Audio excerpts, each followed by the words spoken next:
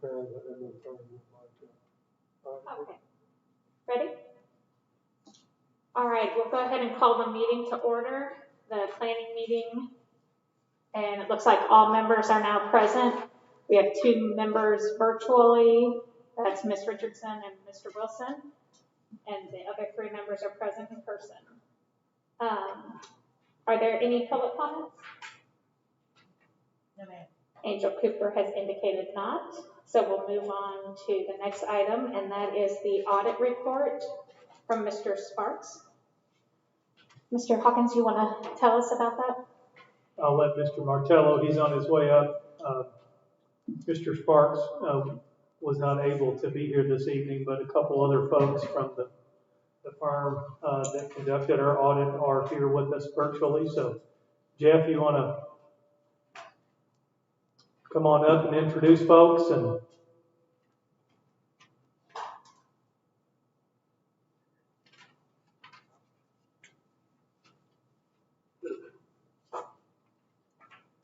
I'm going to try to pull the PowerPoint up here on the screen. I don't know how successful that's going to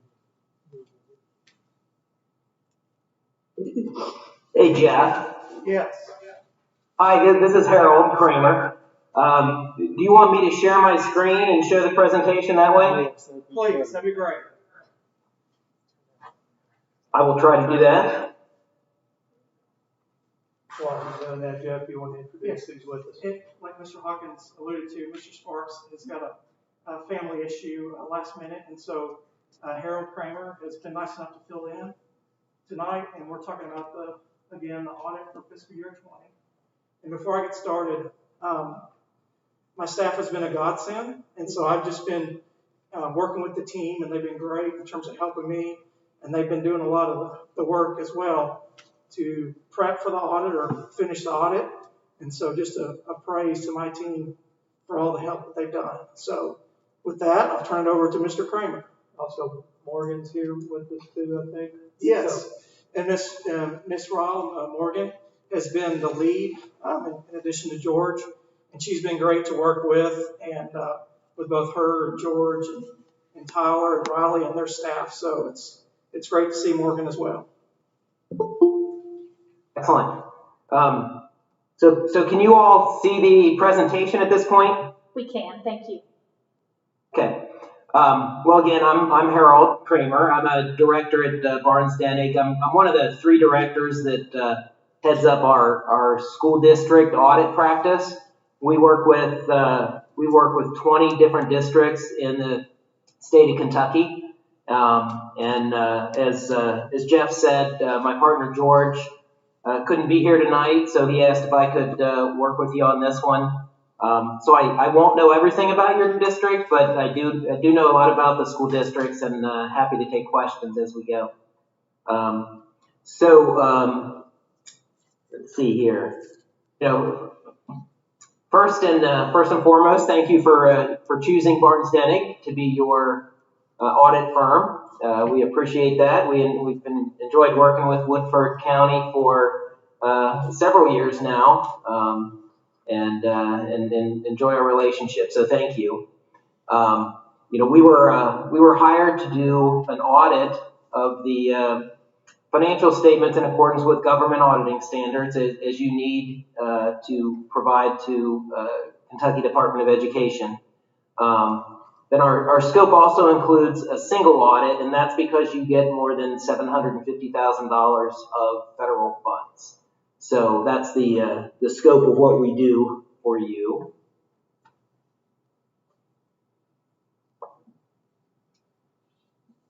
There. So some of the required communications, as your auditor, we don't look at everything.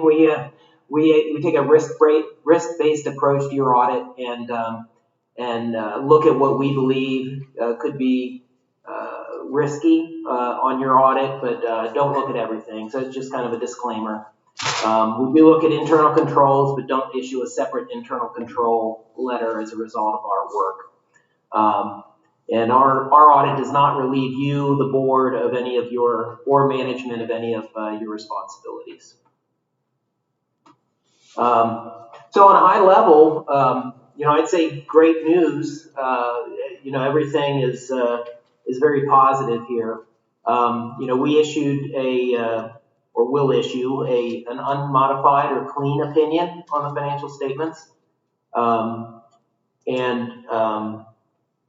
The single audit that I mentioned, where we test your major federal program, will also have an unmodified or clean opinion. That's the best you can get. So that's all good news. Jeff is new to the job, but he did a great job getting us through the audit, and he was good to work with. So we appreciate all of his help and the help of the rest of his team that helped provide us information during the audit. So thank you, Jeff. We really had no disagreements during the audit, and Jeff and the management did not talk to other accountants because they disagreed with our take on anything.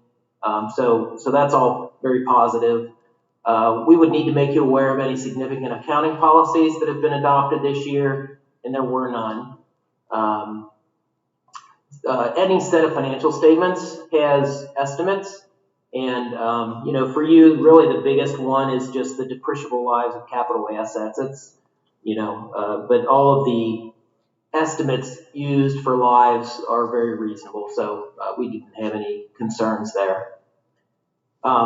There are two matters that, if you look at the 90-page financial statement, in the very back you'll see a schedule of our findings. But what I want to point out before I go over those two findings is that we kind of classify findings as material weaknesses, significant deficiencies, or best practice recommendations. And both of these are best practice recommendations. They don't elevate to the level of material weakness or significant deficiency. But there are things that we saw during our audit that just need to be mentioned. I don't have the details here. Like I said, they are in the financial statements toward the back of the statement. But the first one relates to something I'm sure you all are aware of, a payment that was made to a fraudulent vendor. The scammers have gotten pretty good lately, unfortunately.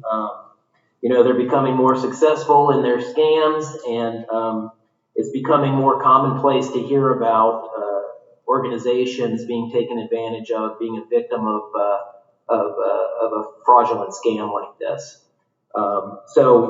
Unfortunately, Woodford County Schools became a victim this year, like many of my other clients, honestly. It happens, but the management has reacted to that by setting up new controls.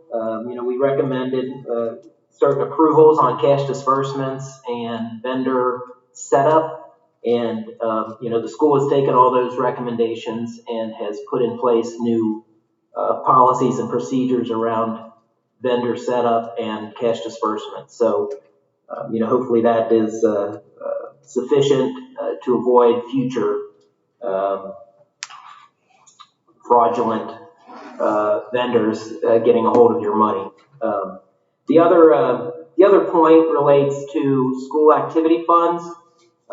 Checks written on the school activity funds are supposed to have 2 signatures, and we noted some during our audit that only had 1 signature. So it's just a comment that we noted that, and our suggestion is simply to have the 2 required signatures on the checks, and our understanding is that is now in place as well.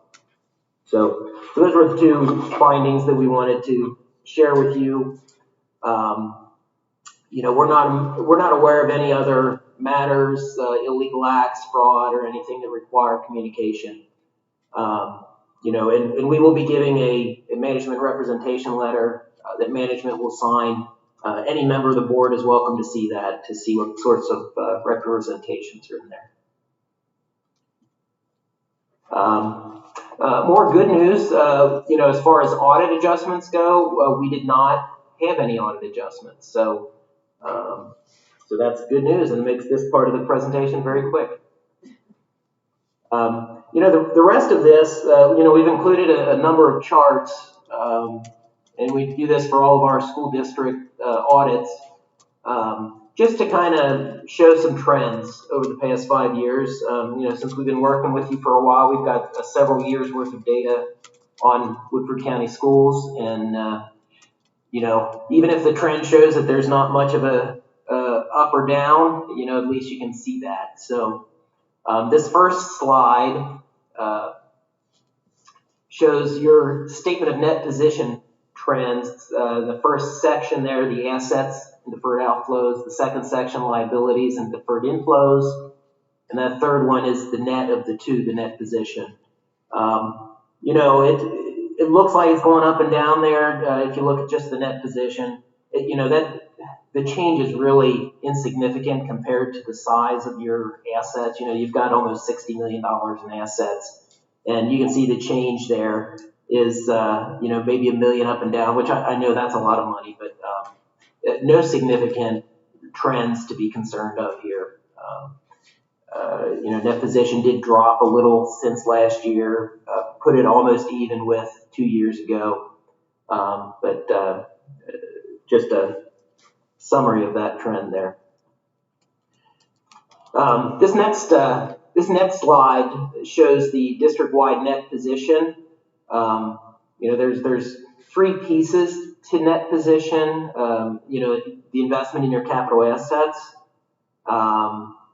and a restricted piece and an unassigned piece. And usually when people see this at our other districts, the big concern is that the middle piece, the restricted piece.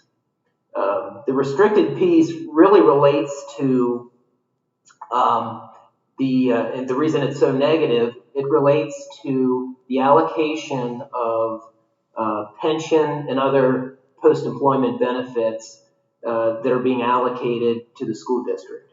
So that's your share of the pension liability, basically, and the OPEB, the other post-employment benefits. So that liability, unfortunately, is becoming larger and larger, and that's what's causing that trend of a larger negative restricted balance. Hopefully that makes sense. Just a quick question. Some of these are a little confusing. It's unfortunate the pension piece of all this and the other post-employment benefits and the allocation of that from the state has such a huge impact. You'll see in a couple of these slides that your school activities might be humming along just fine, but when you look at something like this, it looks like something fell off the cliff there in 2019, but it's really just a change in what was allocated by the state.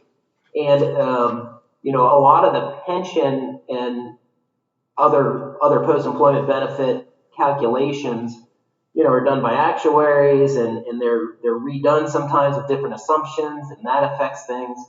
And so I would say this looks like things are all over the place, but it's nothing you did to cause this. It's really changes in assumptions in the pension calculations and changes in the allocations that the state is making to your district. So there's another. This is just the general fund. So this is more of what you can control, and you can see the fund balance there on the far right. Pretty even with last year, just around $7 million. So, and the variation from one year to the next, it's for these past 5 years, it's always been in that 7 million to 8 million range. So not a huge trend or anything to worry about there.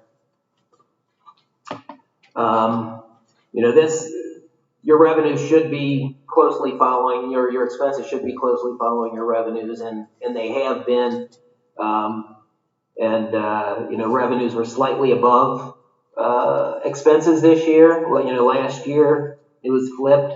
Expenses were a little bit higher than revenues, but both have grown this year with revenues actually being higher than expenses. And this is for the general fund. So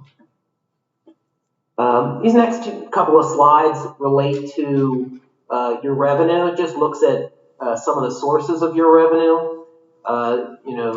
This first one is about tax revenues. It looks at property revenues. Property tax is one of the biggest receipts tax-wise. It makes up a good portion of all of your tax revenue. And that actually increased for you this year, from about 13 million in the last 2 years up to about 13.6 million. So that's nice. The other tax receipts down below there, utilities, motor vehicles, distilled spirits.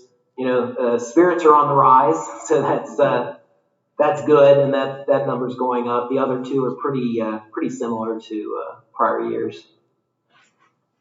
And this is a higher level look at your revenue sources.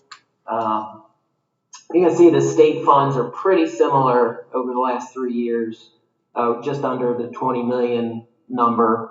The tax revenue, as we just saw, some of the tax items have gone up, and that's reflected here as well. And you can see that, between state revenues and tax revenues, that's the majority of your revenue at the school district. Some other minor items are listed there below. And then finally, this is just for the proprietary funds, but they also get allocated a portion of the pension and other post-employment benefit allocations. And honestly, that's what is caused this gyration here is that pension and other post-employment benefits. So not caused by anything you've done. So, and then this is the last one I have, and then I can take any questions on anything. But we, like I said, we do 20 school districts, so we like to throw in there this summary of payroll. Really the chart on the left, it shows that your allocation between salary, benefits, and on-behalf payments is pretty similar to other districts. Your payroll's higher just because you're a larger district than the average district that we audit. So that's really reflected there. More important is the chart on the right that shows salary as a percent of receipts.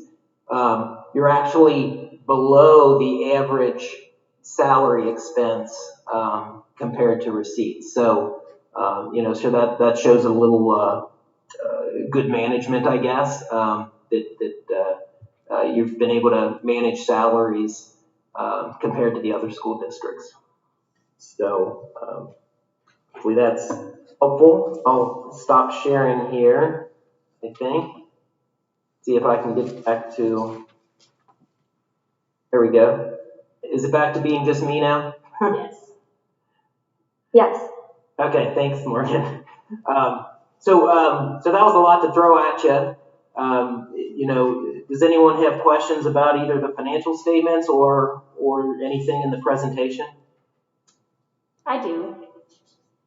Yes. I had a question. Looking at the payroll summary on the last page that you just presented, you said that our district is a little bit bigger. What is the average district size that you audit? Well, I don't know the answer to that question as far as the average size. I would say I could probably calculate it from this in that 25 million is 80%, or approximately 80% of the total revenues. So that, whatever 25 divided by 0.8, that's probably about 30 million. So I'd say 30 million on average receipts for our school districts. Okay, thank you. Sure. I have a quick question. I'm very pleased that it looks like a really great audit report again this year. And so that just really is a testament to our staff. And so thank you all for that. I guess my question Yeah, is. thank you. Yeah, awesome. Do you feel like we have good systems in place overall? Yes. And Morgan can tell me if anything. But if we saw gaps in your system, we would have made you aware of that both during the audit and during this presentation. So, the fact that, I went over the two items that were noted, and they were, I'll say minor infractions. We really, and we do a lot of testing around systems and things during our audit. So, I think you can be comfortable that most of your systems are in good shape. Yes. Well, thank you. It's certainly nice to have a clean, unmodified audit. Thank you. Thank you. So you don't do an internal control audit, is what you said, but you did mention a couple of, and particularly, the one with the cyber fraud, which may be considered minor, but, certainly can be a lot of money. Fortunately, it wasn't as big as some of our neighboring districts, but, so if you did an internal control audit, that would, just be more intensive than that? Yeah, we have to look at internal controls during our audit, as part of our audit, but my point was that we don't issue a separate, and this wasn't a separate internal control engagement. And if we did that, like we do for some districts and some not-for-profit organizations and for-profit, honestly, if you hired us to do that, it would be a deeper dive on your controls in any area that you'd want them to be. But you hit on point. We do some deeper dives on cyber security, and we have a cybersecurity team that would come in and just look at all the various softwares you use, all the touches you have with outside, internet where there's vulnerability. Where hackers could be involved, but that cybersecurity team comes in and looks specifically at that. And we look a little bit at that, but we don't have the budget to get too deep into it, so we look at the high risk areas. If you wanted a deeper dive, we do have folks that could do a deeper dive, and the cybersecurity is where we see the most interest in that lately. Okay. I just wanted, to be really clear of what was done and what was not, so that.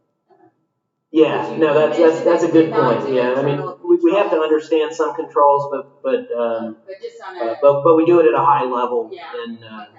and not at a deep level that we report on separately.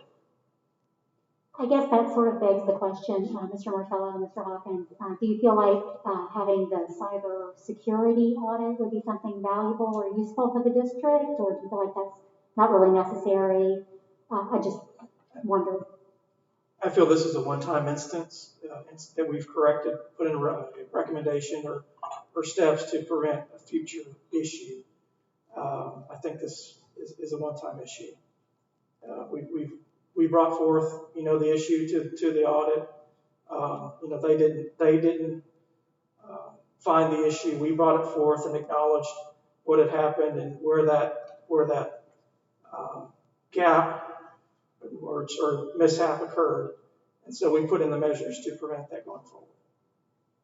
And I guess, and just as a matter of curiosity, because Ms. Evelyn, I think Mr. Hawkins was going to weigh in sorry. too. No? Oh, okay, I thought you were starting to speak. Cyber fraudsters, I guess, people who commit cyber fraud are changing by the minute. So do you provide to your clients even just like a newsletter of things to be watching out that you might see on the front so that we can be aware, because they do rapidly adapt and evolve. So I don't know if that's something your cybersecurity team does for its clients. It's just, we're seeing this, or just be extra.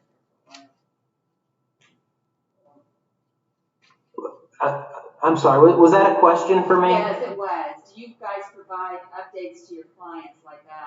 things you're seeing in the cyber fraud area? Yes, definitely. I know we have a blog, so to speak, that gets posted to by our cybersecurity guy, one of my partners.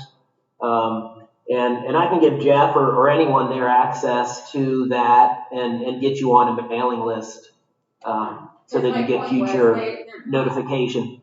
Cyber fraud, the methods they're using are constantly changing. I mean, they're constantly updating their tricks. Yes.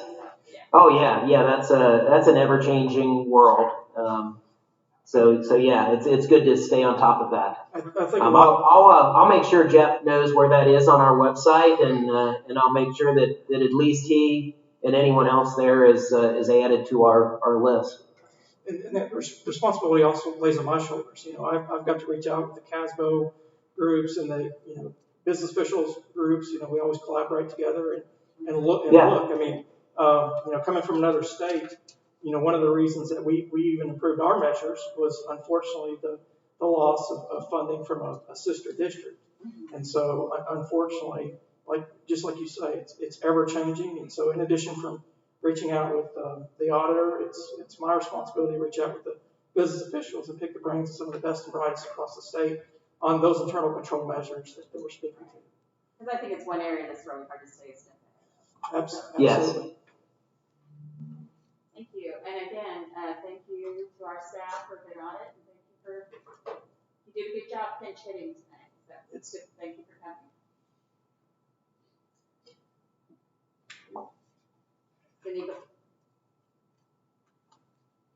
Allison or Ambrose, do you have anything you want to say or ask? No, thank you. Okay.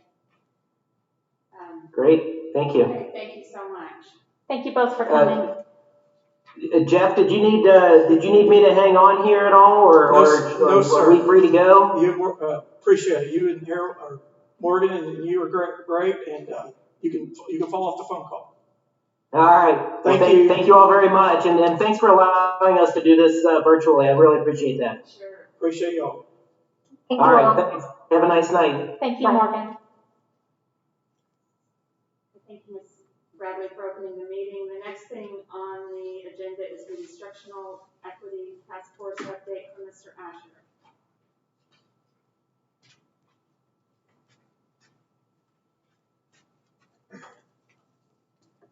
Good evening, everyone. Three main things that I'm going to cover tonight, the first of which will be the CDIP.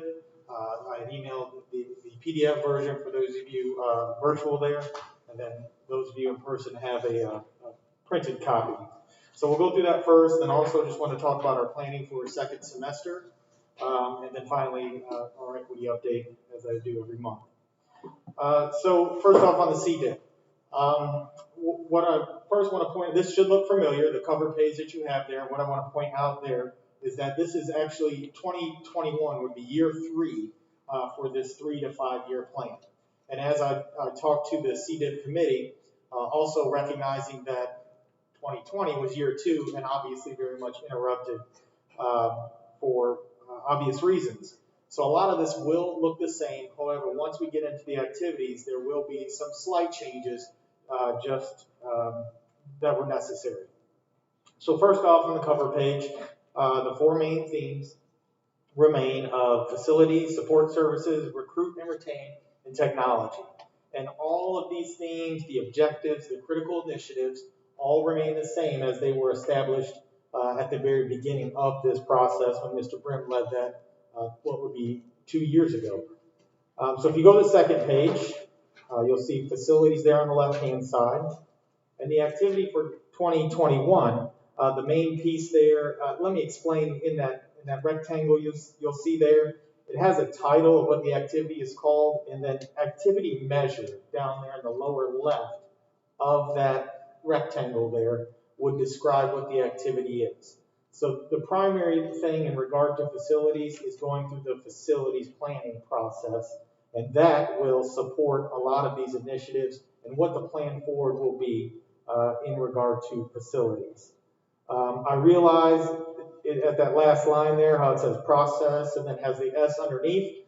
that's simply how the platform spits it out. Once I plug it in a box, I hit submit, and then for whatever reason, I can't get it to format correctly. So we're going to run into that a few times. So again, that is the main activity in regard to facilities for 2021. I know that is already in development in terms of the facilities plan committee, and Mr. Martello is heading that up along with the facilitator that has been hired, and that will give us some direction there. If you flip to the next page of the theme of support services, there are 3 activities, 2 of which are on this page that relate to the interconnected systems framework. The top one you'll see there is doing this at a school level. So this would be new. This is some learning, some language we have used at the school level. I can speak from previous experience at Northside, but this year kind of going full go with 2 schools of piloting the ISF model. And again, that acronym stands for Interconnected Systems Framework. And essentially what it is doing is combining your PBIS along with school mental health. So we use a lot of acronyms, and it's explained there in the measure, but obviously very timely needed at this point in time, and doing that with 2 schools. Underneath that, you'll also see, and this is kind of reestablishing basically that ISF, at the community level, and reestablishing that with our community task force. That was in operation, and then once COVID hit, kind of fell off in terms of the consistency, the continuity of it. And so our MTSS coordinator, Amy Oates, will be reestablishing those connections throughout our community. Any questions on those activities? Yes. Sure. Do you want to just do that one, or do you Yeah, want to let's go ahead by page. Okay. Did you need a backup one? Please. Let's do that. Go ahead. On the previous page, could you define who the stakeholders are? Just those that are part of the facilities planning committee. Just from being on it in the past, obviously there are staff members throughout the district, board members. Mr. Hawkins, you may help me out here. I know there are community members. Yeah, there are teachers, parents, administrators, community members. It's a 19-person committee established by statute. And this is for the facilities plan. Correct. Okay. Which is every 3 or 4 years? Sorry. Every 4 years it has to be completed. And is it always tied to the CDIP like this? It has not been in the past, no. Okay, what was the impetus for change on that? Mr. Hawkins, I can speak to that if you like. I was on the CDIP committee whenever we added this goal, I believe.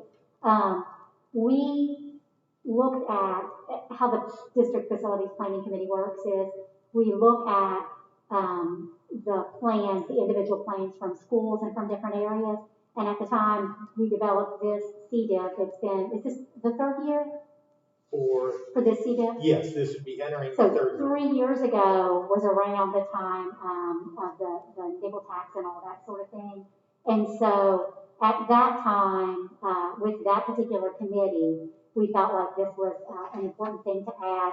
And again, it was just kind of part of the process, the planning, and the members kind of bring things up. And so that's how that kind of worked then. But if you have anything to add, I didn't mean to interrupt. Well, I was just going to say, given that this is a 5-year plan, 3 to 5 year plan, facilities have not been on our CDIPs prior to this. So that was my question. So this has not been on the plan that you created 3 years ago? Or it was? It was. Okay. It was added at that time. I'm saying prior to this plan being developed, facilities were not part of the CDIP. I gotcha. Okay. Thank you. So, sorry. Essentially, Ms. Bradley, yes, all of this was on there because Ms. Springate described. What this is doing is, okay, at this point forward, where are we going with facilities? And it's going to go through that process as we are required to do as a district. Perfect. And again, the goal kind of related to providing facilities that allow teaching and learning to match local college and career needs. So that was the objective. So that's fine. I was confused about that. Thank you both for the clarification. Sure. So is it right to say it started 2 years ago or whenever, but it's just now kind of run into when we need to do the district facility plan, so it's all going to kind of go together. Right. But it didn't start, I thought Danny thought maybe it was just put in this year because we're doing the district facility. No. That was my It's just- misunderstanding. Thank you. it's Yes, work- that is absolutely, I just misunderstood. Yes, well stated. We're just kind of at that marker where Yeah, it just so now we're happens we're doing New facility together plan. with, Right, and so it just fits together. Okay, where are we at now? And that's going to be addressed through the facilities planning process. Perfect, thank you. I'm sorry for the Very delay welcome. on that. No problem. On the next page, Uh-huh. have you decided which 2 schools?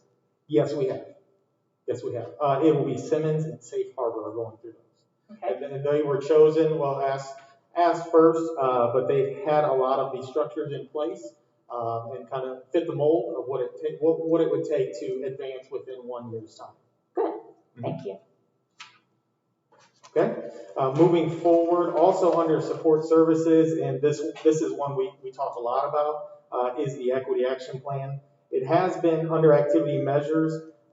It's now just to fully implement and monitor the equity action plan. And as you know, I update you every month of where we're at on that, and that's just remains on there to continue that work.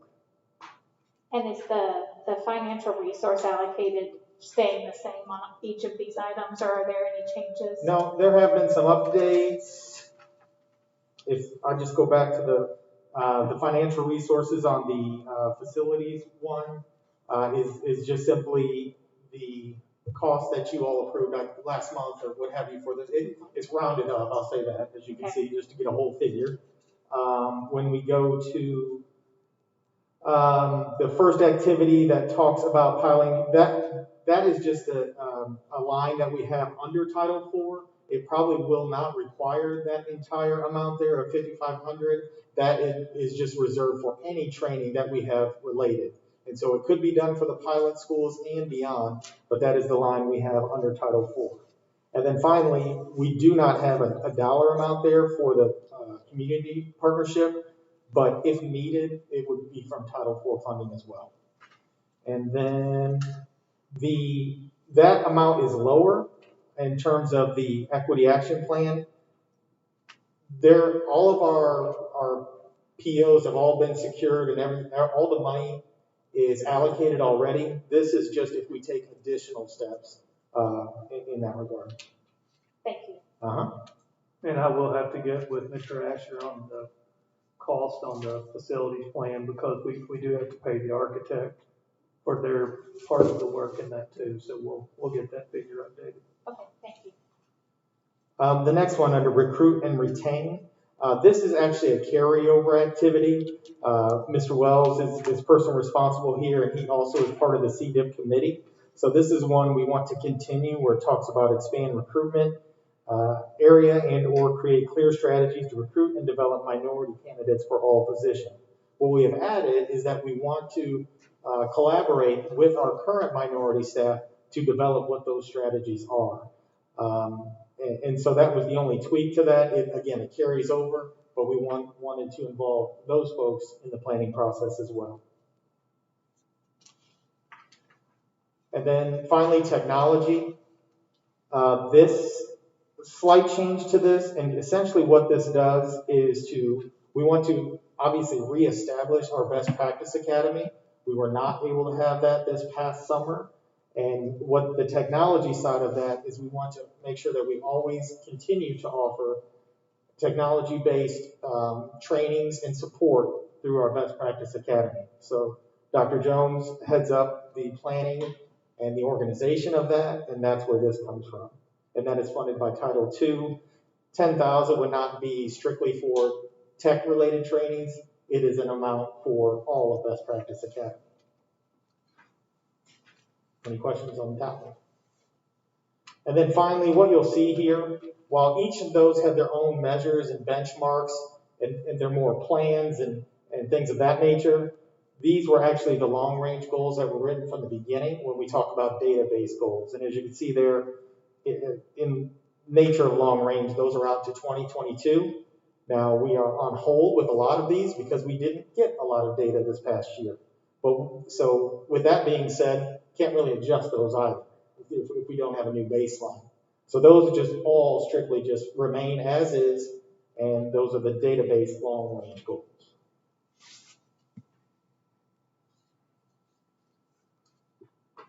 So, any other questions, clarifications on CDIP?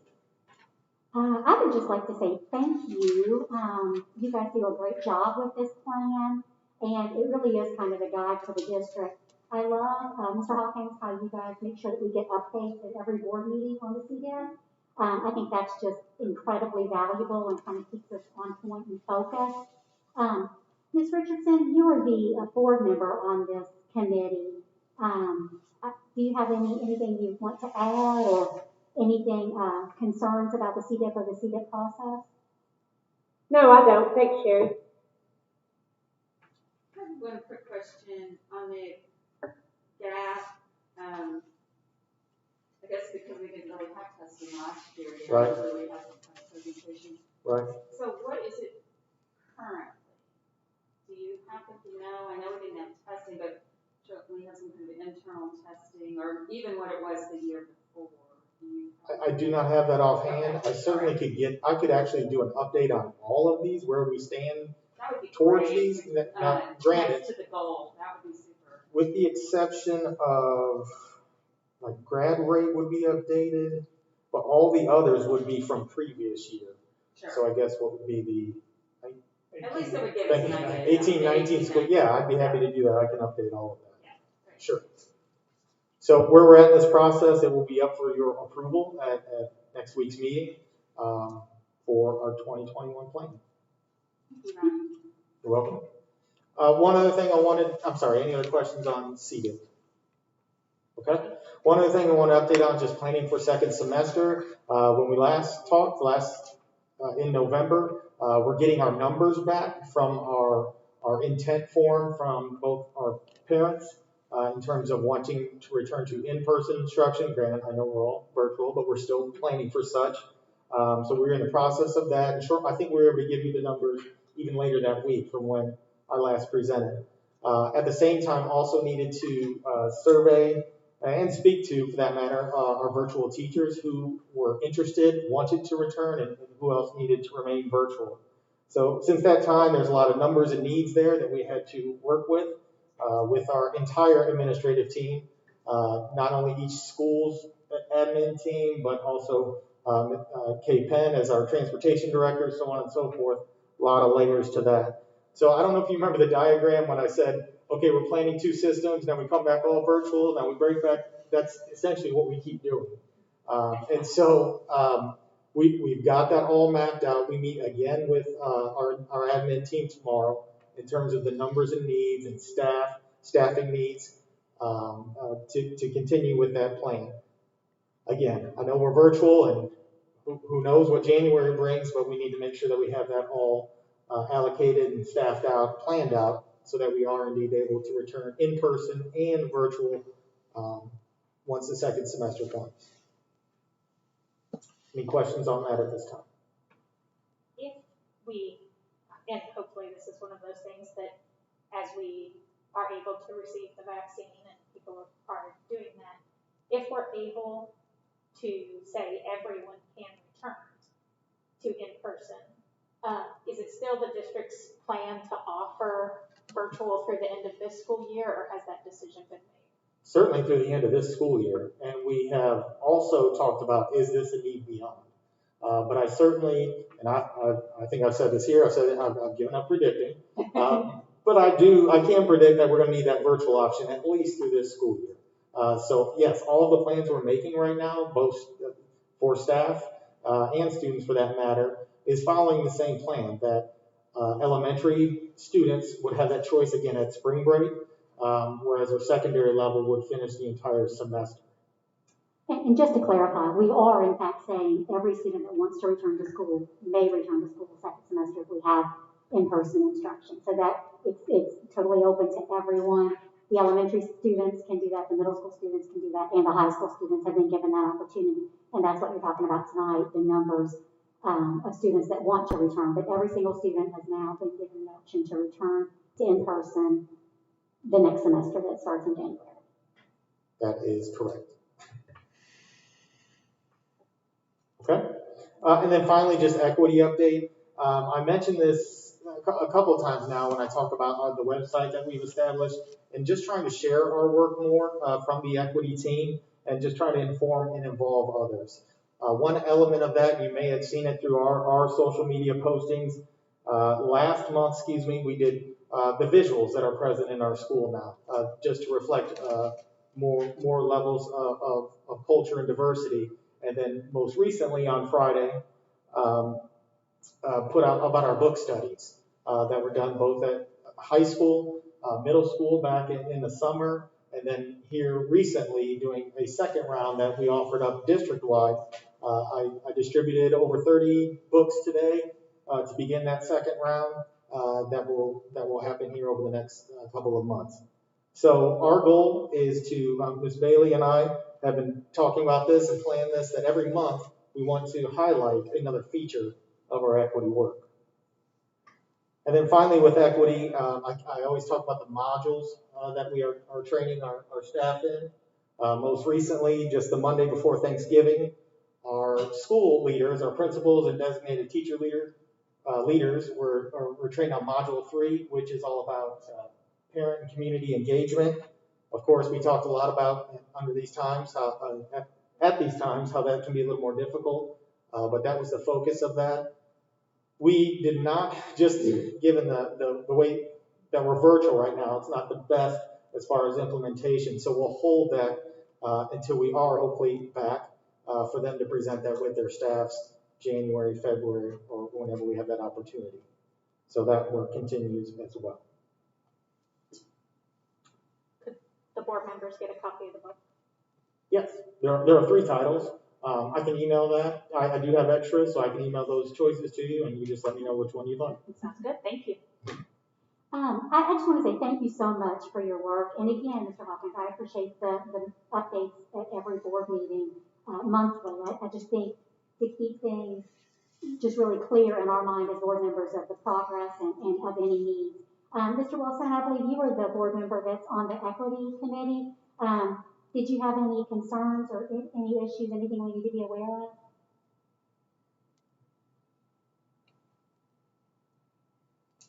Ambrose? He may have stepped away for a moment. We can catch him when he gets back.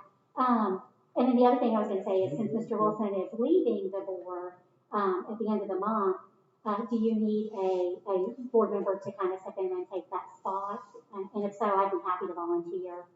Yes, we talked about that a month or so ago, but yeah, that was our intent from the equity team ourselves, that come January we would ask for a volunteer, I guess, a rep to our team. And then just to clarify, could you have 2 board members in case one of the new incoming board members in January would be interested also? Would that be okay? I think that would be fine, yes. Thank you. Great. I finally got the mute button off. The comment I would like to make is the equity team is made up of some folks who really believe in making a difference in our school system. Mr. Asher and Jimmy Brand before him are both passionate about the committee, and they both want to change the culture. And to do that, sometimes it takes more time than folks would often want.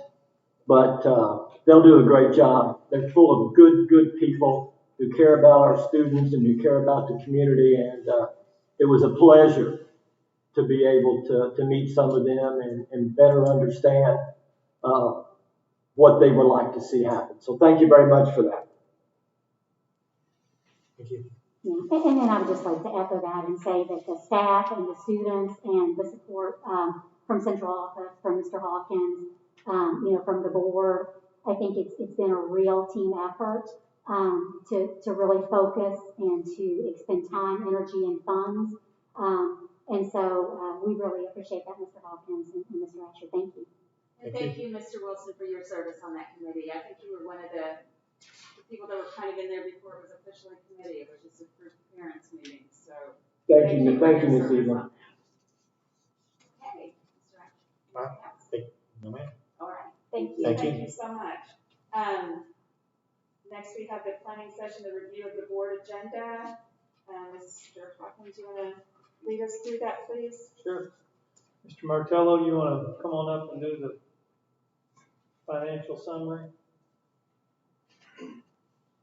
Ms. Elam, was there new business to be conducted this evening? I don't. Oh, there was. I'm sorry, did I? Oh. Is it the calendar?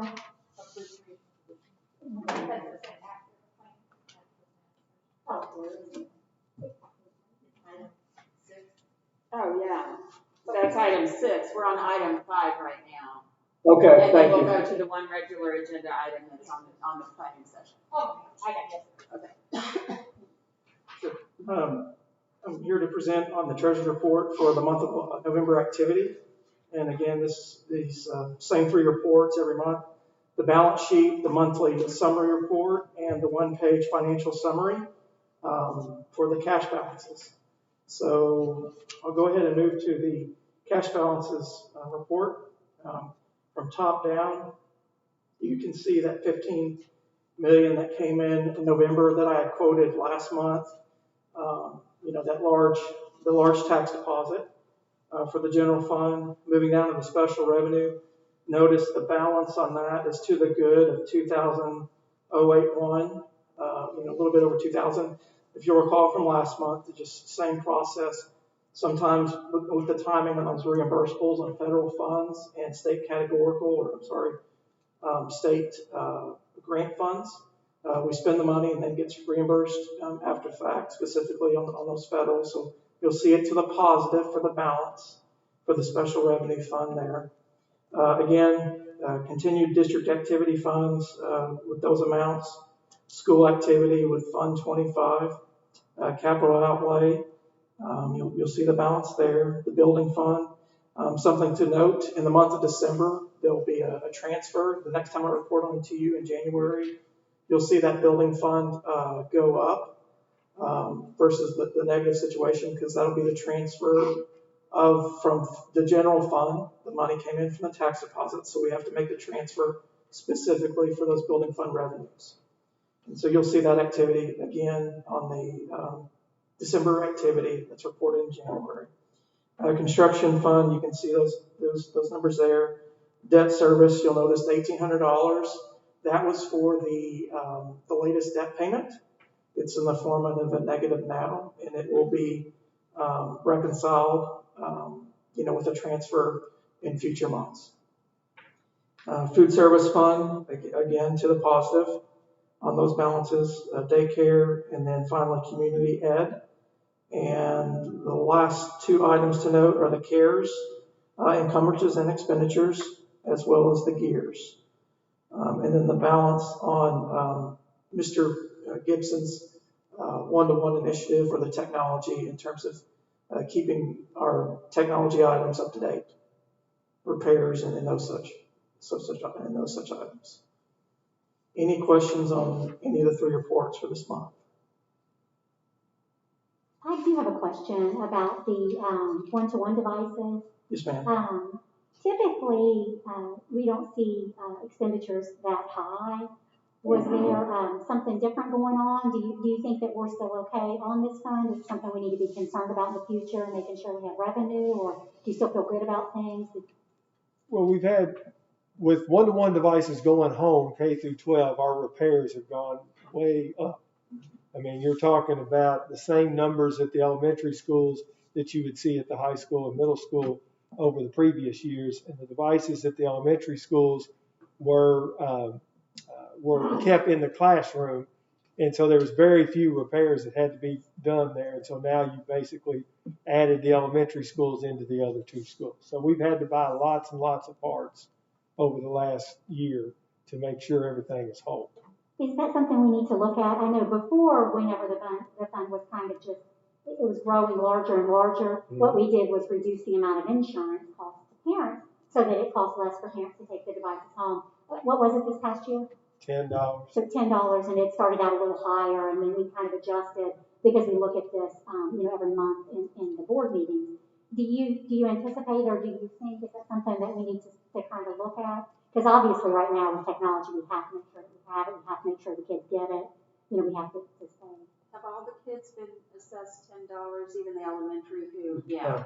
So we have a lot of kids taking, before it was just high school and it was growing and we reduced it because the people who paid were actually the people that used it. Now, a lot of people are using it that, like elementary, because they never took it home before. And we had a healthy balance in there, and it's almost like it was a little rainy day fund. It's getting us through this without, because we always had around 60,000 in there, I thought. Mm-hmm. So, when the middle school and high school were the only two schools involved, that is correct. right. And now we have a lot of younger, and I'm not saying good or bad, but we do have a lot of younger kids taking them home who do not pay into the insurance fund.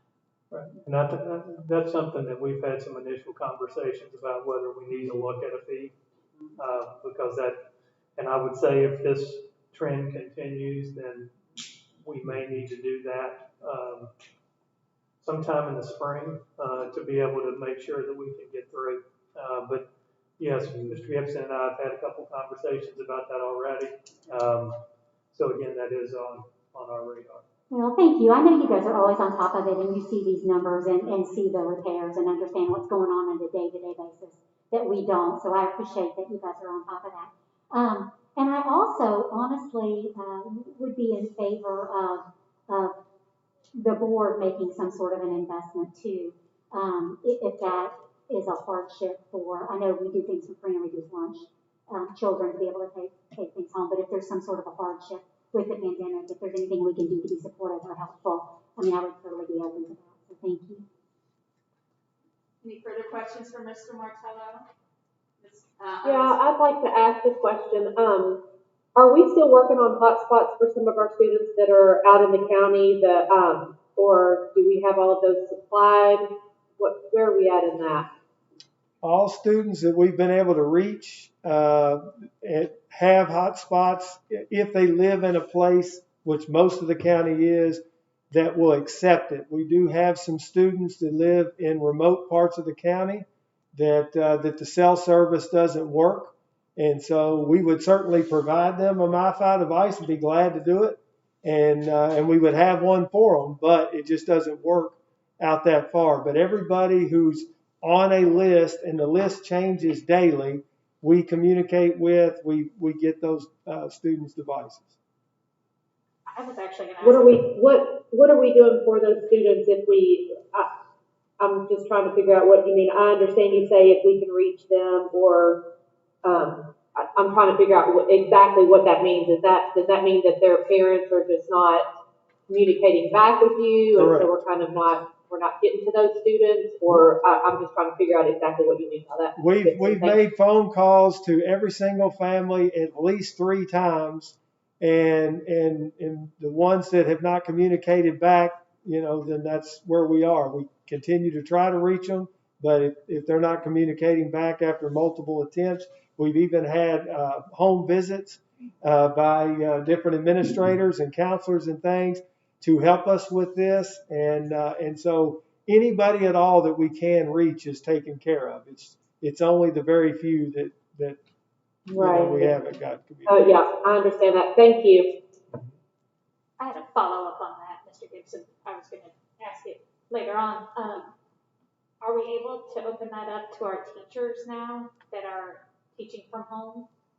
We haven't had any teachers that have asked at this point. They have some sort of service that would be better than that service. Because you got to remember, with a hotspot, you're talking about a minimal service compared to a home setup. But if somebody did request, could we fulfill a few? Sure. Yeah, I was thinking about some of the teachers that now have had their kids come home and they're just kind of getting drained on their bandwidth kind of thing. Sure. That might be nice for some of them. Also, one other question. For those specific children who you've reached out to 2 or 3 times, and I appreciate that. I understand that's a lot. Is there any way, or have we offered those students or those parents, if we are able to go back to school, like the kids who go back if we go back next week, the kids who are virtual compared to the kids who are online in person, have we offered those kids whose parents are not responding back to us, have we offered for them to be in person? Can we do that? I know that that's probably a minimal amount of students, a very minimal amount.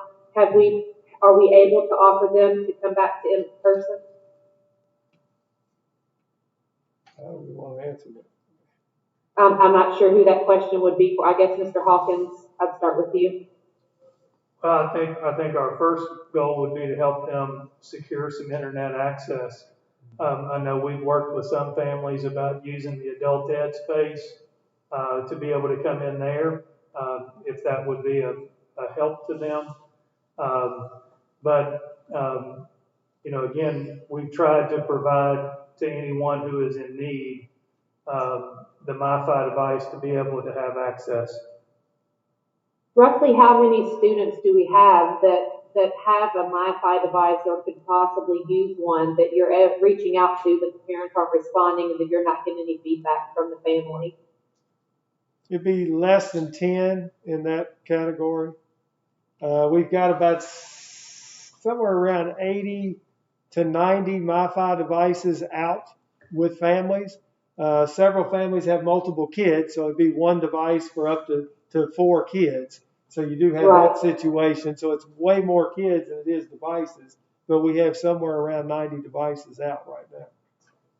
Okay. And then Ms. Evelyn, this might be, I might need to address this during our COVID update, but I was just wondering if we could discuss at this point or maybe later in the meeting, if it happens that we can't go back in January, what options are parents and students going to have at that point? Are they going to, is our current situation, whether a virtual student or an in-person online, will that carry over into January? Or will parents and families get to decide whether or not they want to switch to in-person online or remain virtual? I think we probably should, poor Mr. Martello's been standing up here for his financial report. Right, So let's do that during the COVID update, okay? Okay, thank you. Yeah, we'll absolutely have you ask that question then. So, do we have any other questions for Mr. Martello? I do have, just since we're talking about Wi-Fi, it's not for you, let me just ask one quick question. I've had people reach out to me too, Bob or Scott. Who is the best person for a parent to call? Is it the Liz Pitcher here at the central office. Liz Pitcher. So it's Liz Pitcher. It's not the principal at the school. It's Liz Pitcher. Okay. Mm-hmm. Okay. Now, the schools have been sending the calls to us at central office, but central office, our office area has been handling those. Okay, great. Thank you. Anything else? I do want to give a shout out to Mr. Martello. When he was hired, the audit started about a week and a half after he came on board. And the work that he and his staff have done has been outstanding in terms of getting everything necessary to them so that the audit could be completed. But that's not an easy thing to walk into. And so just want to commend him and his staff for the work that they did. And I think it's obviously a reflection that even with a couple of things being pointed out, that they've already been addressed. Thank you, Mr. Martello. Yes. Thank you. Thank you. Okay. I think you're. Appreciate it. All right. Go ahead, Mr. Hawkins. I'll let you go through this.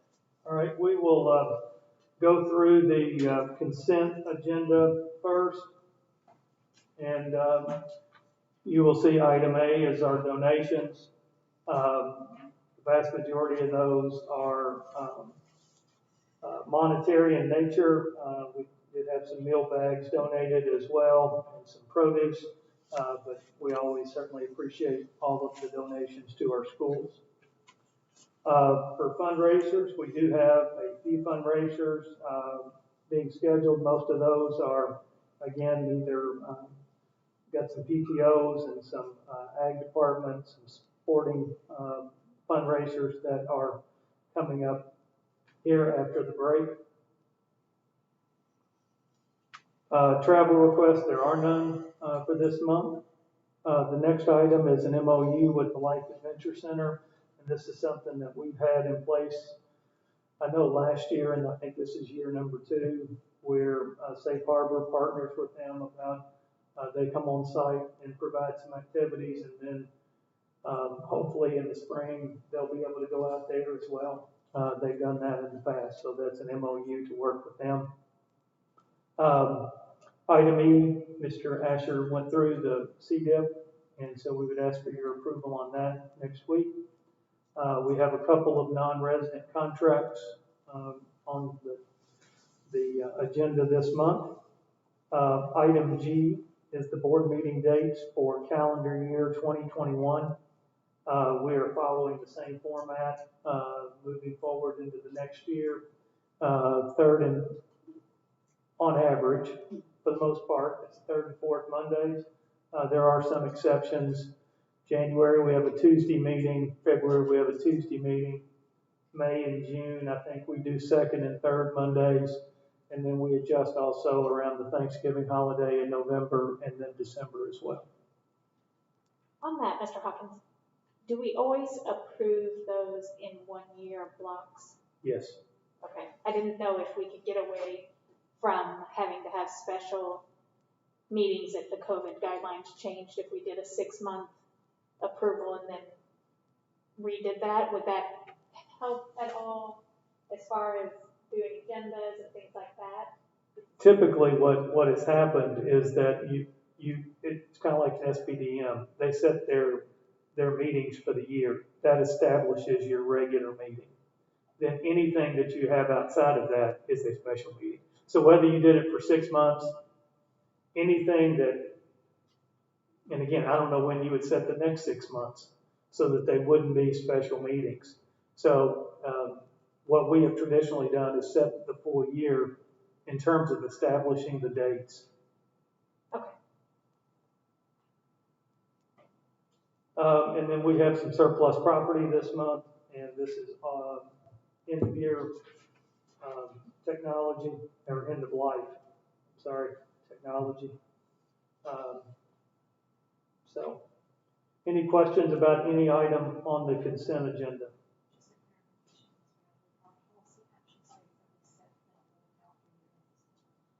Thank you. Okay. For the regular agenda, you will see that we have the notification of personnel matters. That's everything that's occurred since our last board meeting. Item B is the notification of payment of bills. Item C would be the approval of board meeting minutes for November 9th and November 16th. Item D would be to approve the audit report that was presented this evening. And then item E is the 21-22 instructional calendar. And I'll call on Mr. Wells to come up and let him kind of share with you what the recommendations are from the committee that he has worked with. Thank you. Good evening.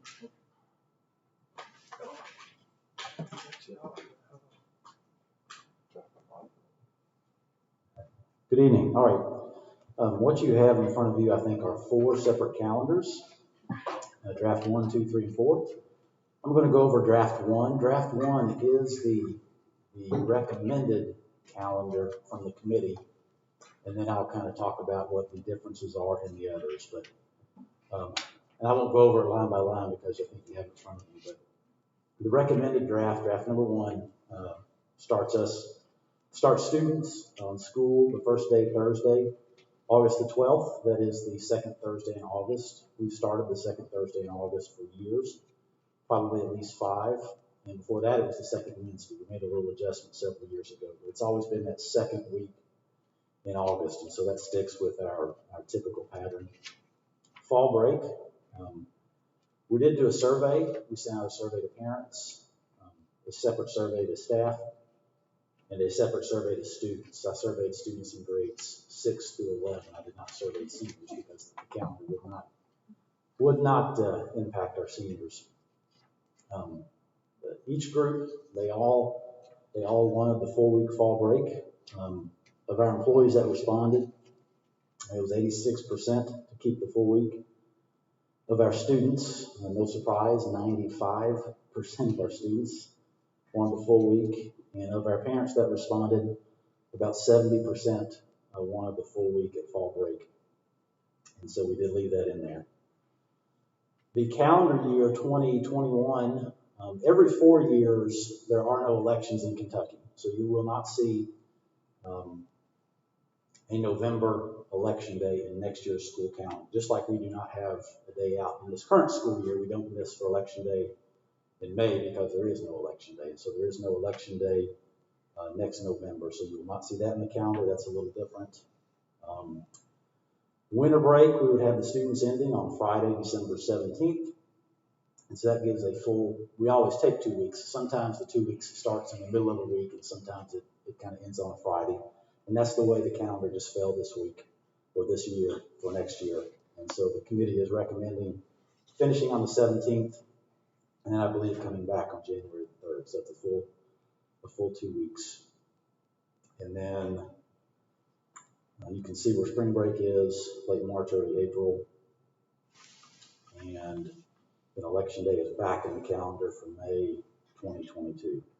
And so our students' last day then would be Tuesday, May 24th. And so that is the calendar that the committee recommends to the board.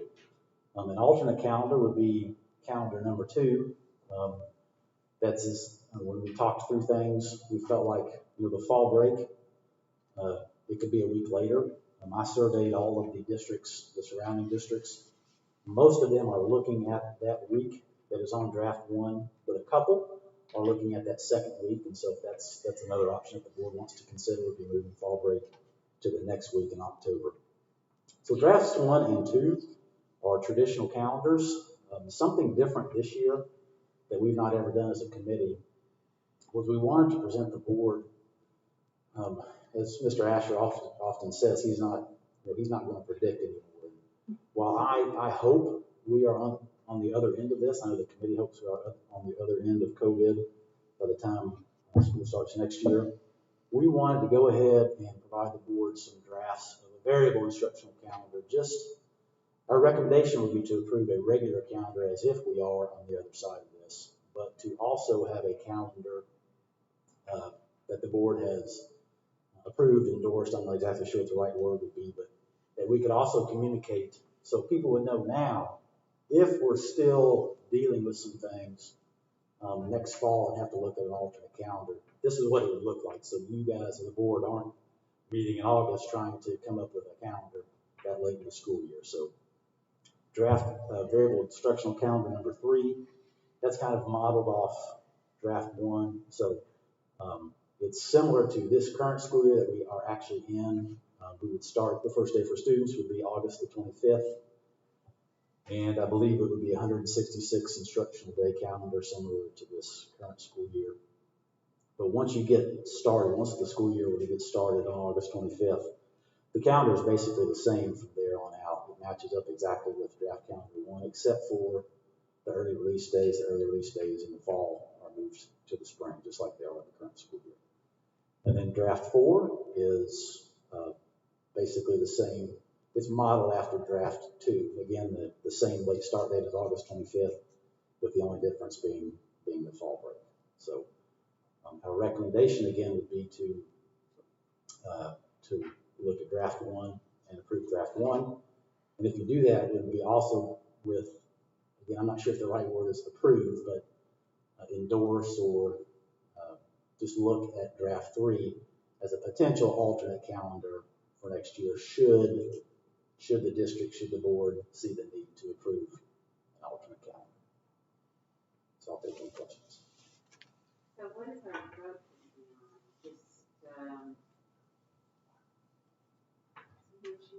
Okay. Okay. So what will the vote will be on which calendar to adopt, and will there be a second request that we adopt the variable calendar? Or we just adopt option 1 and 1A. Yeah, is that what you were talking about? Okay. I'm just wanting to.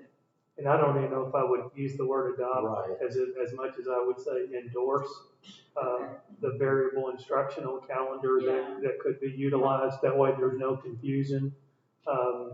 So we adopt, this is the calendar we anticipate being on. Should things change, and we'll know later in the spring, early summer, where we may need to make an adjustment, then this is the one that's been endorsed, and we know that's what we can go to. And I know fall break, obviously, when we went with the variable instructional calendar this year, and as we were kind of coming up on fall break, there was a lot of discussion on that. So in our survey on fall break, we also surveyed if this is the calendar, if we have to go with a variable calendar, what would you like to do with fall break? And again, the preference was the full week. It was not near as overwhelming as if in a traditional calendar, but with our employees, it was about 50, as opposed to 86%, it was 52% with the variable instructional calendar to have the full week. So it was still the majority. For our students, it was 83%. And for our parents, it was 43% to have the full week in a variable instructional calendar. It was 30% on a shortened calendar. And then we had a couple other questions about either no fall break or just indifferent. But in all the surveys, the full week, regardless of the calendar, regardless of who you surveyed, the majority of votes went to the full week. Well, it sounds like you learned from this year, so I'm sure that means that next year will be totally different than next year, right? So, but yeah, it's great because that'll give parents just keep in the back of your mind that you may start later and this will be different. So I think that's great. Well, and I would just say, Mr. Wells, you always do a fantastic job with this committee and every other committee I've ever been on with you. This is a really good group. You've got a diverse group of parents and staff and students on board, and everybody was very insightful and helpful and participated. Thank you for all the extra work with the data and the surveys and the calling of the districts and the letting us know. And I really think that it is just a phenomenal idea to go ahead and have kind of we expect feedback, this is the calendar we're adopting. However, if that doesn't happen, here's an idea so that you will know what we're looking at. Because I think probably the uncertainty and not being able to plan is one of the hardest things about this pandemic. So thank you so much. Ms. Richardson or Mr. Wilson, do you have any questions? No, thank you. No, thank you. Ms. Bradley? I have one. Do you know if by chance the fall break week matches up with Fayette County? I don't believe Fayette County has approved, well, when I talked to their person that oversees the calendar, at that point they had not approved it. But there was a draft that was going to be recommended. And in that draft, they do a short fall break. They do a Thursday, Friday. And their Thursday, Friday would be the Thursday and Friday of the week that we would have fall break in draft one. So it would be the 7th and the 8th. Perfect. So that's great. It would match up with our draft one, if that was the calendar that they used. Yeah. a lot of ifs in that, but yes, thank you very much. Can I ask one more question? Sure. Can you tell me how many days are in each semester on these calendars? It's on, I don't know if I can remember right offhand, but it's on, you all should have that on the grid view, not where it's just all on one page, where you have the actual calendar view. There's a number, I believe it's 80, I think it's 82 in the first semester, maybe 93 in the second semester. It should add up to 175. The second semester usually, as far as days, is a little longer than the first semester. Keep in mind there's testing in the second semester, state testing, open testing, so they do need a few extra days in that second semester. Thank you. Thank you. Anyone else? Thank you, Mr. Wells. All right. That concludes the agenda for next week. Okay. So then we have we have one regular agenda item, approved creation of positions. Mr. Wells again, or are you going to do that, Mr. Hopkins? Yeah, I'll take care of that. As we have begun preparation for the second semester, obviously, the information that we sought from our parents was who was going to be returning. And based on those numbers, and then sitting down with the entire administrative team, not just the district staff, but also all of our elementary principals, middle school and high school as well. We do believe there is a need for some additional teaching positions for the second semester in order to make that dual system that we have in place work. We are asking for 2 elementary positions, 1.5 at the middle school and 2 at the high school. And we have gone through the process of if there were teachers who had been in the virtual setting and needed or wanted to come back in person, we are bringing them back in person. And also, if there wasn't a condition that would require them to stay virtual, we can move them back into in-person as well. And so we have done that at the levels and at the schools where that's possible. And again, this is going through and looking at the options that we have available, and we believe this is what is needed for the second semester. You said 2 elementary, 1.5 middle, and 1 high school? 2 high school. How many teachers do you know that wanted to stay virtual but will not be able to on this next semester given the numbers? I don't know that there were, and Ryan will have to help me on this one. I believe all the ones at the elementary were very agreeable to coming back. The middle school, I believe, is the same. How many at middle school? 5. Were 8 virtual? Is that what you're asking? No, how many teachers wanted to remain virtual but had to come back due to the increased numbers? 0. At the middle school. Okay. And I don't think there were any at the elementary either.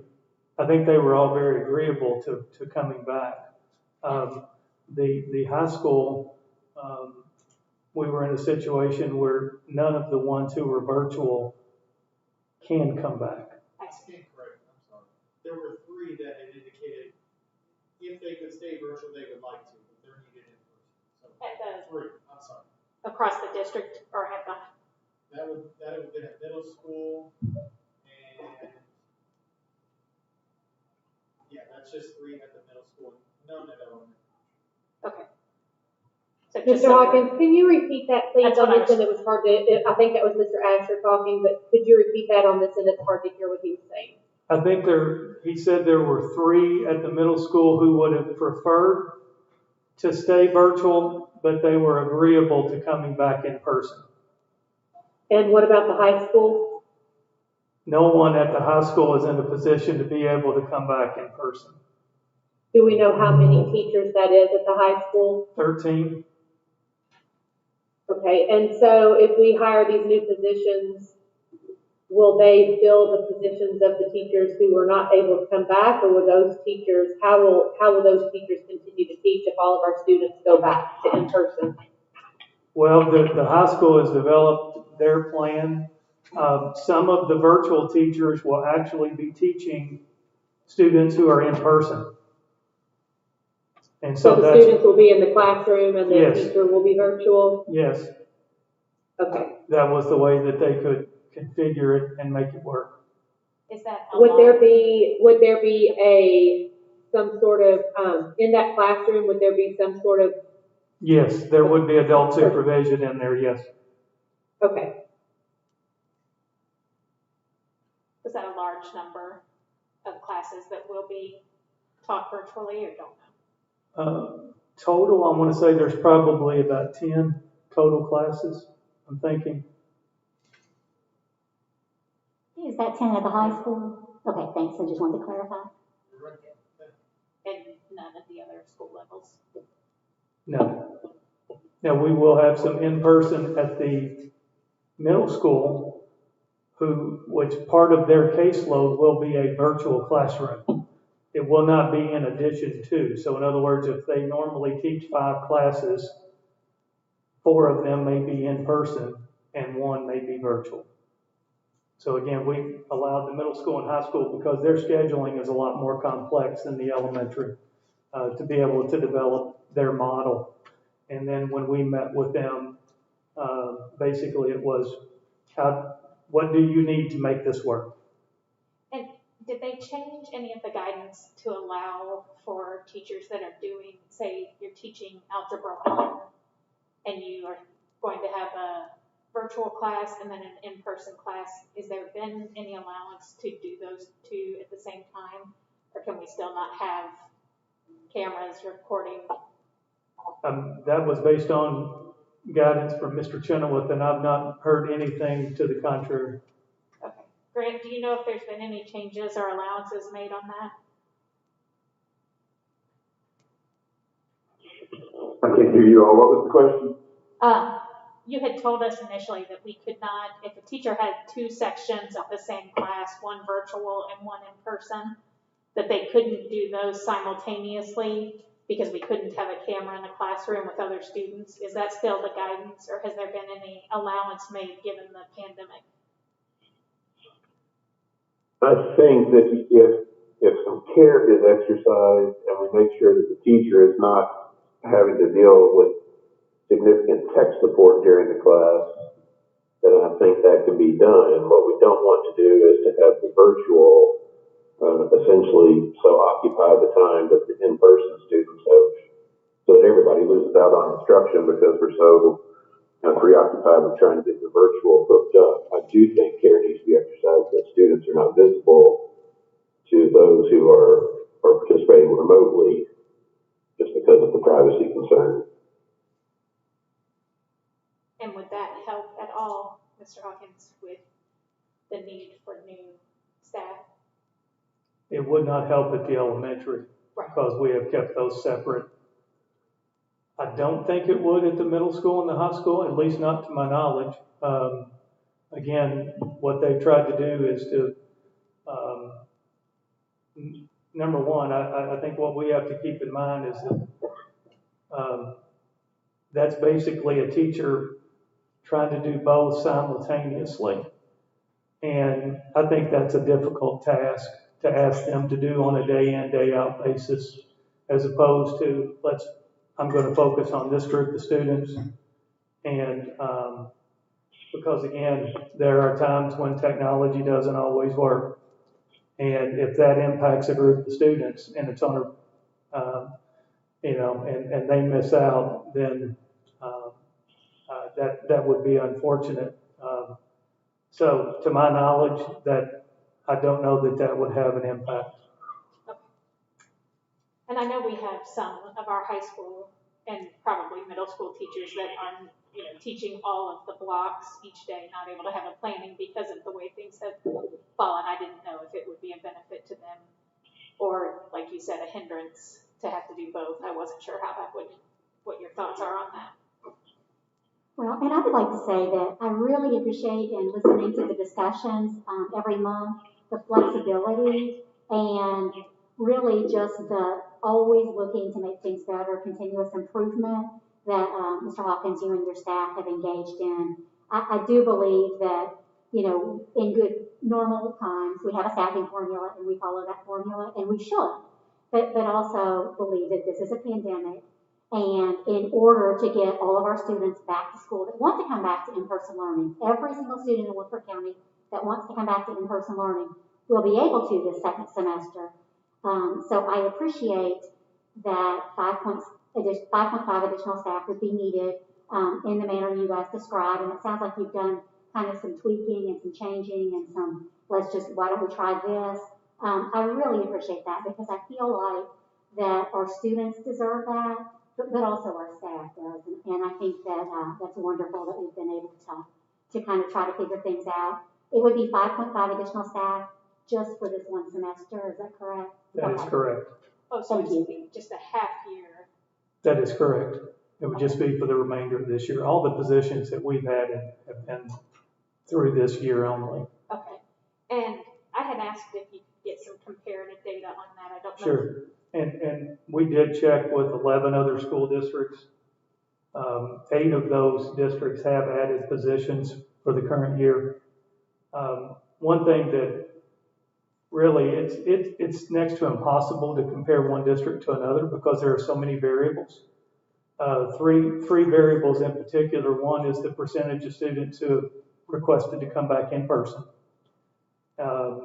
And given the number of students that come back in person and trying to maintain at least some distance between kids, that obviously is going to impact staffing. The number of staff who have to be virtual for health reasons. And this board was very clear on a couple of different occasions that we wanted to make sure that we honored that. But when you have a certain percentage of staff that are virtual and have to be, and you're trying to maintain a certain level of distance in the classrooms, then that will dictate staffing as well. And then the last one is the instructional model that was used. And as we checked, I don't know that any district has the exact model we are utilizing in terms of assigning virtual teachers to our virtual students, K through 12, 5 days a week, elementary, middle, and high, trying to keep those separate where teachers are not doing both. And so again, because this varies so much from one district to another, it's very difficult to say, okay, well, this district did this, why are we doing something different? Because again, no district had the identical numbers that we have, nor are they doing the same model. One thing I will say that came out of this is I'm extremely proud of what we're doing and what we put in place. And I think it's put us in a position to allow our students to be in person and for it to be sustainable. And so, and I thought it was interesting. I saw something the other day on a news feed that President-elect Biden had talked about 3 things that were key to getting kids back in school, and one was cleaning and sanitizing, which I think we are doing a fantastic job with that. He talked about ventilation, which the board had asked, and we brought information to you concerning that. And the final one was adding staff to try to reduce class sizes. And so I think we tried to do that to make our numbers be efficient in the classroom, but also to allow as much distance as possible, which not only benefits the kids, but also benefits our staff. And just for clarification to the other board members, I had asked Mr. Hawkins just for some comparative data with other like-sized districts, and then some in our area on how many positions they have added this year during the pandemic. So we have added how many total positions since the beginning of the year? Certified positions, this would bring us to 18.5. So 13 already. That's what we did last week. Correct. And those were all elementary, correct? 8 elementary. Prior to the beginning of the year, we added 3 at the high school and 2 at the middle school. Oh. So 3 at the high school, 2 at the middle school, and 8 in the elementaries. Correct. And do you have a cost on adding these 5.5 for 1 semester? Again, if it's a newer teacher, you're probably looking at about $125,000 For the 1 semester? for the 1 semester. For all 5. For all 5 and a half. Danny was like, I'm going to get a new job. Yeah. For all 5 and a half, it would be in the $125,000 range. Wow, okay. Okay. Go ahead, Deb. No, I'm doing finish your question. Well, so my next question is kind of tied to an agenda item later on. Currently, if we return with the current guidance and executive order of the governor, we know that all of those recommendations now are requirements.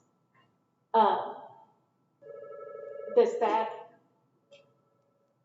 fit in with this staffing amount? And have we talked at all about how to make that work with staffing and social distancing and things like that that would have to be in place? The only thing that it's, and again, the 6 foot would not be a requirement to my knowledge. That was a recommendation in the Healthy at School guidance. And it was not a requirement from the beginning. So it becomes still a recommendation that we follow that. Grant, is that your understanding as well, that the recommendations that were at the Healthy at School guidance are still that under the current executive order? The way that has been incorporated into the executive order, anything that was stated as an expectation is now a legal requirement. What I think the superintendent's referencing is there was language in there that the 6 foot distancing was essentially, if that wasn't possible to separate students as far as was possible, Dr. White and Dr. Stack and others in press conferences have made comments that they didn't intend that language to be an exception to the 6 foot requirement, but they've never changed the language that still makes it sound like you can do something less than 6 foot if 6 foot is not possible. So I agree the language is muddy on the social distancing minimum, but everything else that was worded as a recommendation or as an expectation is now should be viewed as a true legal requirement because of the executive order middle of November. But the 6 feet, just to clarify, the 6 feet, in your opinion, does not fall under that. So it is just a recommendation still, even with the new executive order. That language, yes, that the language, the way it's worded, it makes it sound like that's the target that you ought to shoot for, but that they left wiggle room. Again, in press conferences and otherwise, they said that shouldn't be looked at as a way to get some wiggle room, but they haven't changed the document to reflect what they're saying in press conferences. Okay. And again, I guess these 18.5 positions that we've approved just for this 1 year because of the pandemic, they were recommended to hire so that we could get every student that wants to come back in person and still meet those guidelines that Ms. Bradley is discussing. Yeah. Well, and not just back in person, but back in person 5 days a week. And that was the model that was that we believe is best for students. Thank you. I have a couple questions. So we raised the bus driver salary. I looked back at the last 2 personnel reports since we raised it. It looks like we haven't added any bus drivers. There are some that are in training right now. It's a pretty extensive amount of training. I think we've got 3 that are going through the process. So 3 will show up in a month or so on the report. Yeah, that lags the training. Okay. We hope. I mean, I can't guarantee that. Because we had to cancel a high school and middle school because we didn't have enough bus drivers. And I totally understand the need for more teachers, but if we don't, what do you think is going to happen with the bus drivers? Are we going to still be in that position so that even if we hire more teachers, we really can't get the kids to school? And again, we had to cancel for, I believe, a week because of bus drivers. So,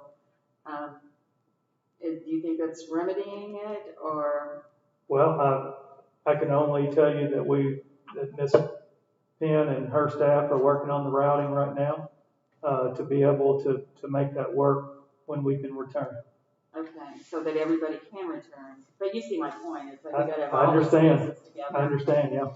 And then if we have more classrooms so they can be smaller, particularly in the high school, where's that space? Has that been mapped out? Well, so we have teachers who are virtual. Those classrooms are available. Okay. And let's see.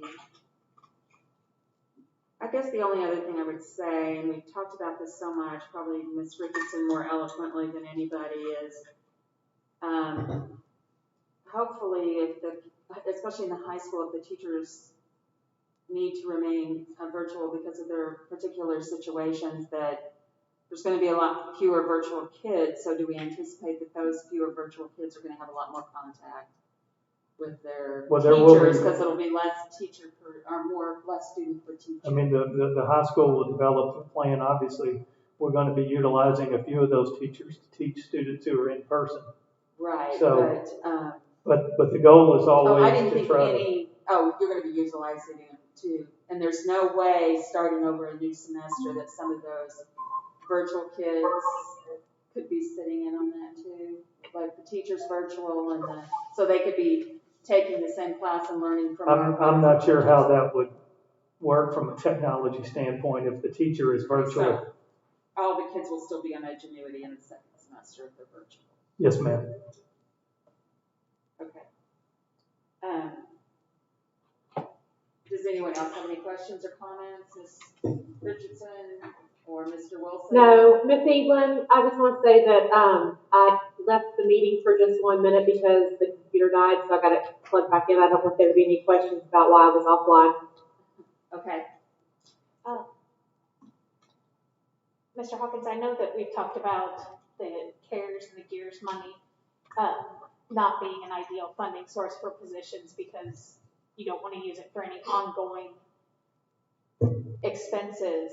With this only being a tentative or a half-year position, is that something that we could use CARES money for, especially if we are to get another allocation from the federal budget? I mean, that is always a possibility. Right now, I think we have about $50,000 left in our current CARES allocation, and we have designated that to pay for the sanitizing. Sure. If we were to get a second round, I mean, obviously that's something that could be considered if there's not other needs. Sure. And could we just go ahead and identify that as a targeted expense if we do get that second round? I think the only thing that we have to look at is what strings are attached and what requirements are that come along with federal money. Sure. So, I mean, I think as long as we have some flexibility, we could certainly look at that, yes. I mean, I think from a board perspective, certainly adding additional staff in a time like this, that seems like a perfect use of money that's meant to help out. So that sounds good. And I just want to clarify, so some teachers will be virtual but will be teaching in-person students. So they will be using a classroom that used to be theirs when they were here in person, or somebody's classroom.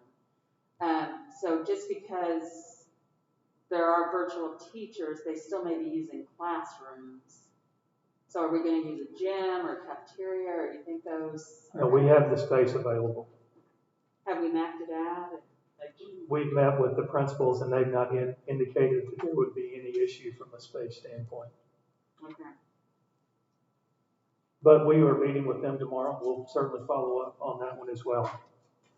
And is this something that we can vote on next week or that needs to be voted on tonight? We would like to have it voted on this evening. Again, so we are meeting tomorrow. Plus, it also allows us to go ahead and advertise and get out in front of potentially landing December grads who may be looking for positions. I would make a motion that we approve adding the 5.5 additional staff. Is there a second? I'll second the motion. Is there any further discussion? Any questions? Okay, I'm going to call the roll so we can all hear well in case somebody's lost their. Ms. Springate? Yes. Ms. Bradley? Yes. Ms. Richardson? Yes. Mr. Wilson? No.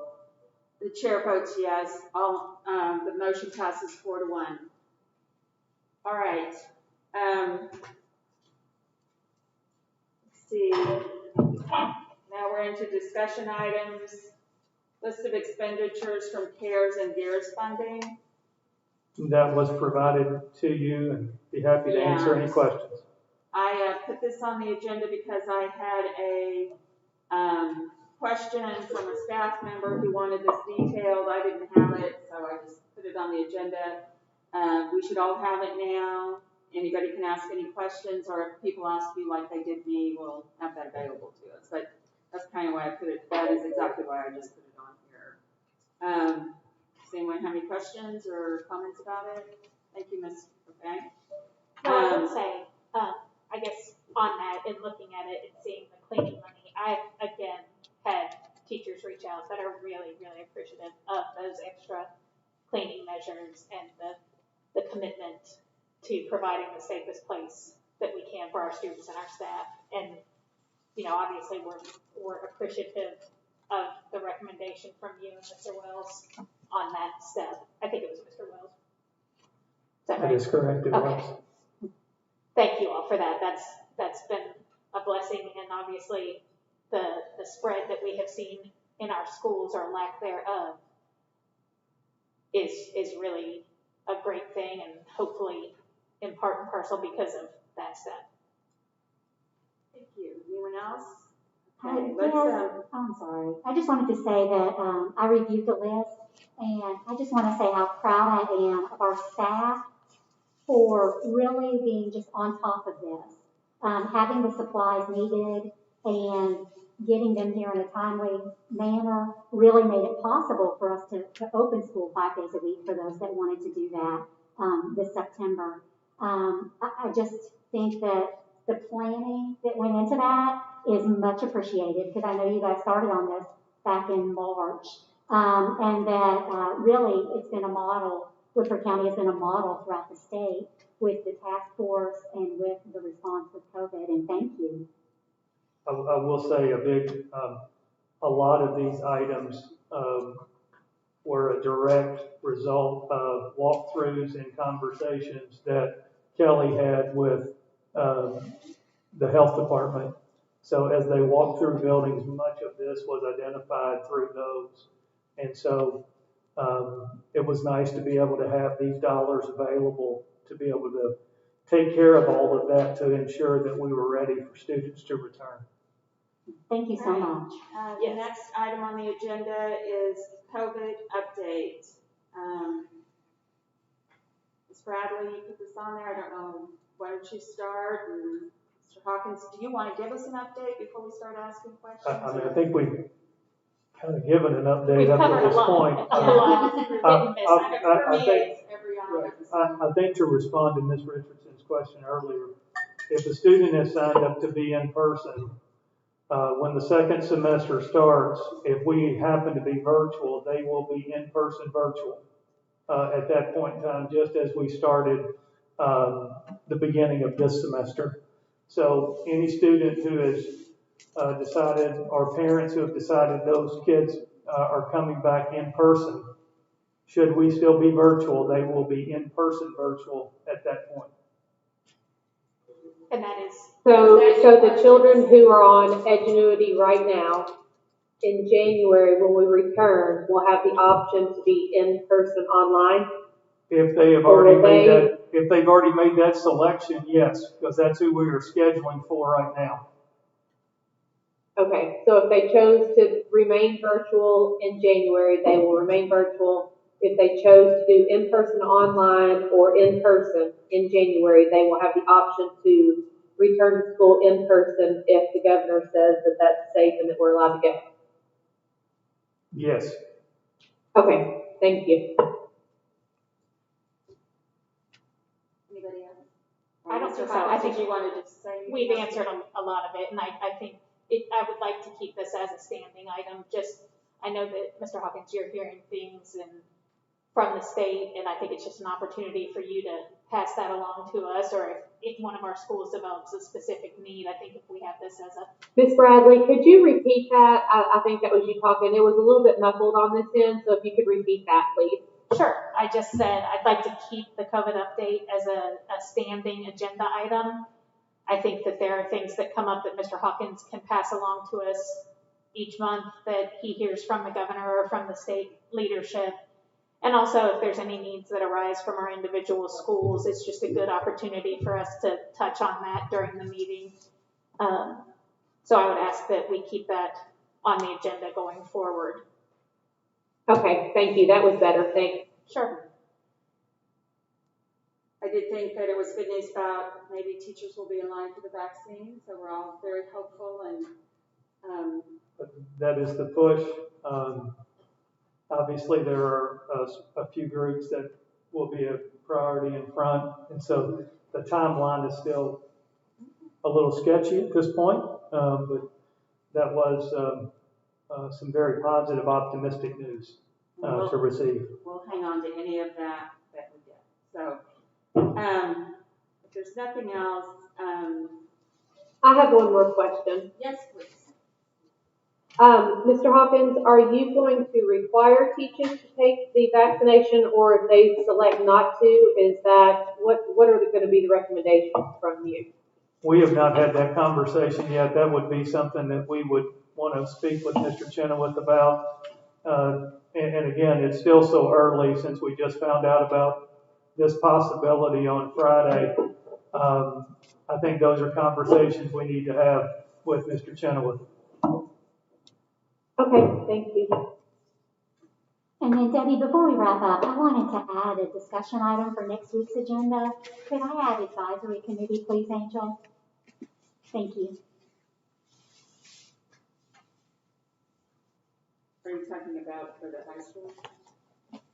Yes, I think that's the only one we have. Okay. Is there a motion to go into executive session? Okay. No reason for that. All right. No, Do I have a motion to adjourn? Just a moment, Miss Evening, Miss Evening. Yes, please. Uh, I'm sorry. Does anyone I else just- have anything they I want to just wanted discuss? to bring up that Fayette County lost their Superintendent Kalk, and I would ask that we keep his family and the educational folks there, our thoughts and prayers, and also COVID-19 in the county is. How do you want me to make done? COVID-19 is affecting more and more people in Woodford County, and I would ask that we keep those folks in our thoughts and prayers also. Thank you, Ms. Eaton.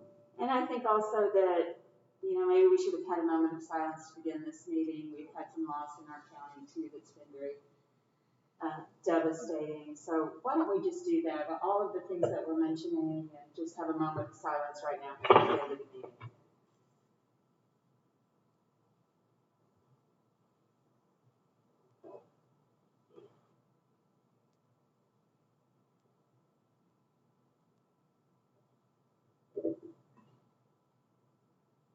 Thank you, guys. Okay, so we'll have a little moment of silence and a little discussion. Did you have something, Ms. Brosnan? I would just say that reflecting on Thanksgiving, I will say that the list of things that I'm thankful for includes a lot of Woodford County Public Schools staff and administrators and teachers and Kelly Simpson and her nurses who have committed to our students in such a monumental way this year. And I'm very grateful to all of you. And if we don't say it enough, thank you again and again to all of Woodford County Public Schools staff and administrators. Does anyone else? Ms. Richardson, did I come to you in discussion? Did you have anything you wanted to say, or? I think I'd just like to say that, I'm really extremely concerned about the mental well-being of our students in Woodford County. As adults and parents, I think that we know how to process. Most of us know how to process, and we try to process the situation that we're going through as a community, as a state, as a country. But our students right now are suffering, and for us to not address that and not realize that our students are suffering, sitting at home to get, every day and not being with their friends, it's hard on our kids. And I think as a board, we need to focus on that. I think that we need to put everything else aside and just kind of, really direct our focus towards getting our kids back in school, back to a healthy situation where they can communicate with each other and express their feelings. I think that our teachers are exactly who our students need. It's a getaway from the home situation for some students who need that. I've said that before in meetings, and I stand behind that. I think that as a board, we all agree on that. I hope that in the future we can focus more on that and just kind of move forward and try to do what's best for the kids of our community and get them back with their peers and, you know, just kind of try to make things as normal as we can for them. Thank you. Right, do I have a motion to adjourn? So moved. I have a motion by Mr. Wilson. Second. Second by Ms. Springfield. Second. All in favor say aye. Aye. Aye. Meeting adjourned. Thank you all.